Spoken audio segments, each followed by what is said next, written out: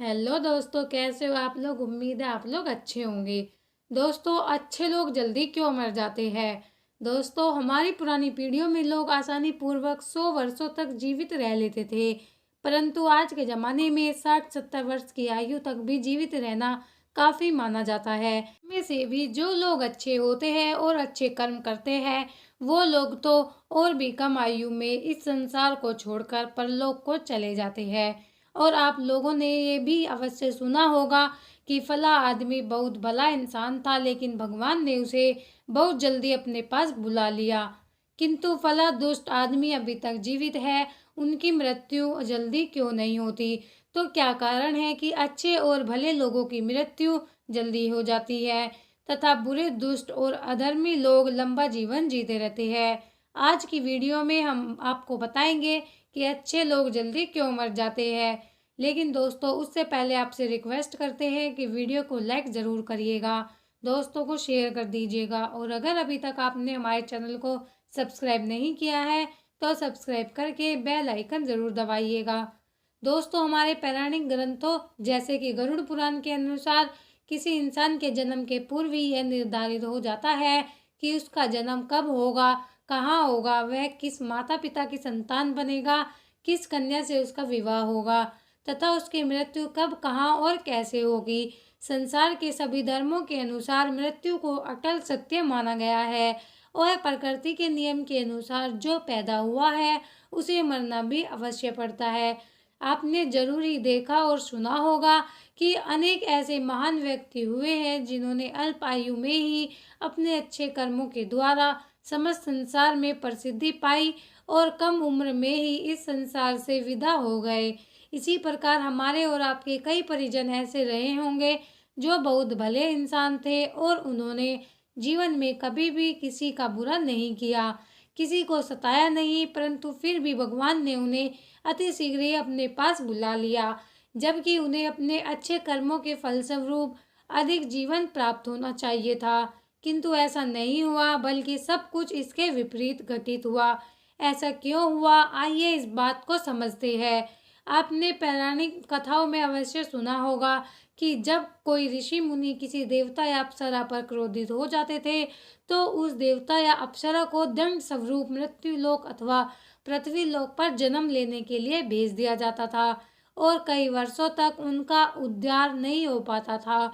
इसका तात्पर्य है कि पृथ्वी लोक देवताओं और अप्सराओं के लिए ऐसा भयानक स्थान था जहां उन्हें केवल दंड भोगने के लिए भेजा जाता था। शराब मिलने पर वे गिड़गिड़ाकर प्रार्थना करते थे कि मुझसे भूल हो गई है, कृपया मुझे क्षमा कर दीजिए और मुझे उद्धार का कोई उपाय बता दीजिए। इसके अतिरिक्त मृत्युलोक अर्थात पृथ्वीलोक का दूसरा पहलू यह भी है कि यहाँ पर कोई देवताओं ने अवतार लिए हैं और दुष्टों तथा पापियों का विनाश करके सज्जनों का कल्याण भी किया है।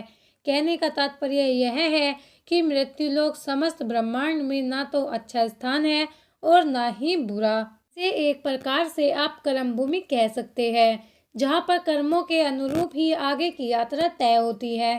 परंतु इस मृत्युलोक पर जब इंसान जन्म लेता है तो इस लोक की मोह माया उसे अपने जाल में फंसा लेती है, जिसके कारण यह लोक हमें बहुत प्रिय लगने लगता है और हमें इस लोक में रहने वाले इंसानों से प्रेम तथा मोह हो जाता है।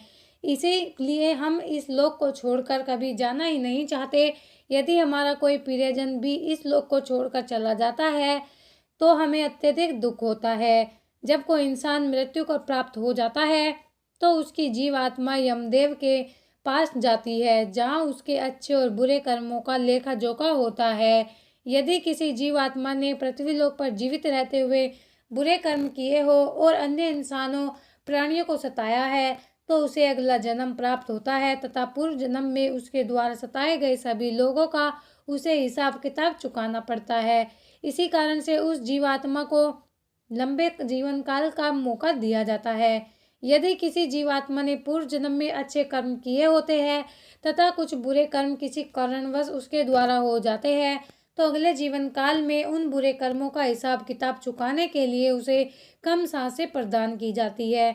अब इस बात पर भी कई लोग यह कहेंगे कि अच्छे कर्म करने वाले को लंबी आयु मिलनी चाहिए और बुरे कर्म करने वालों को छोटी आयु मिलनी चाहिए। परंतु कोई कुछ भी कहे, परमात्मा ने जो भी नियम या व्यवस्था बनाई है वह अति उत्तम व्यवस्था बनाई है, क्योंकि इस मृत्युलोक पर जीवन बिताना जीवात्मा का परम लक्ष्य नहीं है।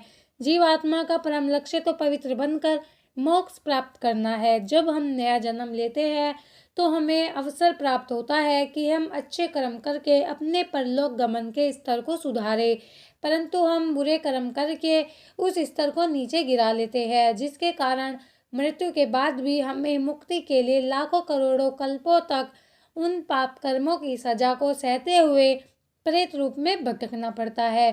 पुराणों में कहा गया है कि एक जीवात्मा को 84 लाख योनियों में जन्म लेकर मुक्ति हेतु इस मृत्युलोक के चक्कर लगाने पड़ते हैं, तब उसे मोक्ष की प्राप्ति होती है। परंतु जो जीवात्मा अच्छे कर्म करने वाली होती है और परोपकार करने वाली होती है, उस जीवात्मा की मदद ईश्वर उसे अल्पायु प्रदान करके करते हैं, जिससे कि वह अति शीघ्र शुद्धता प्राप्त कर सके और उसे कुछ जन्मों में ही परम धाम प्राप्त करके मृत्यु लोक के कष्टों से छुटकारा मिल सके।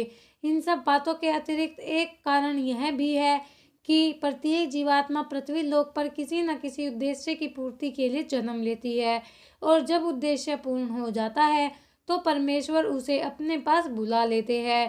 परंतु ऐसा भी नहीं है कि जो लोग लंबा जीवन जीते हैं उन्होंने बुरे कर्म ही किए हो। यदि वह अभी तक जीवित है तो इसका तात्पर्य यह भी हो सकता है कि उनका जीवन का उद्देश्य अभी तक पूरा नहीं हुआ है। आशा करते हैं कि आप समझ चुके होंगे कि अच्छे लोगों की मृत्यु जल्दी क्यों हो जाती है। तो दोस्तों, आपको हमारी ये वीडियो कैसी लगी हमें कमेंट में ज़रूर बताएं। और हाँ फ्रेंड्स, हमारी वीडियो को लाइक और चैनल को सब्सक्राइब करना ना भूलें। दोस्तों, अगर आपने हमारे चैनल को सब्सक्राइब नहीं किया है तो सब्सक्राइब कर ले और बेल आइकन पर क्लिक कर ले, ताकि हमारे आने वाली वीडियो का नोटिफिकेशन आपको मिल सके। मिलते हैं अगली वीडियो में, तब तक के लिए goodbye and thank you for watching my video.